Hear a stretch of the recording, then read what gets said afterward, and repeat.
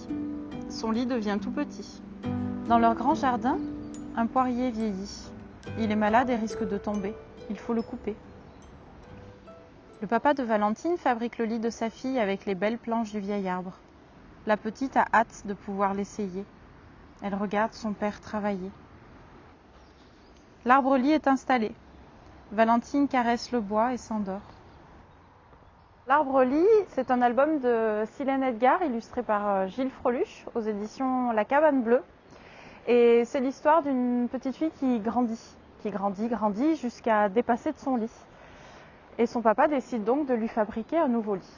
Et la petite fille, lors de sa première nuit dans son lit, va entendre le poirier parler et lui raconter les 1000 vies que cet arbre a vécues et les 1000 vies qu'il a rencontrées tout au long de sa croissance.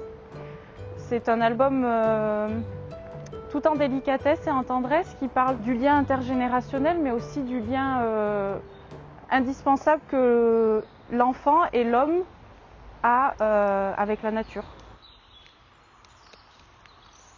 Silène Edgar, c'est son premier album. Elle écrit des romans, plutôt ados, et elle est accompagnée par Gilles Freluche qui a un talent fou pour mettre ses mots en images dans une tendresse et une délicatesse qui s'y amerveille à cet album. C'est édité par La Cabane Bleue. Alors La Cabane Bleue, c'est une maison d'édition qui est nantaise, qui a quelques mois. C'est vraiment des albums éco-conçus et qui vont parfaitement avec cette thématique. C'est un album qui se partage, je pense, en famille. C'est une lecture qui est très fluide, qui est très lente et un peu contemplative en fait de l'illustration.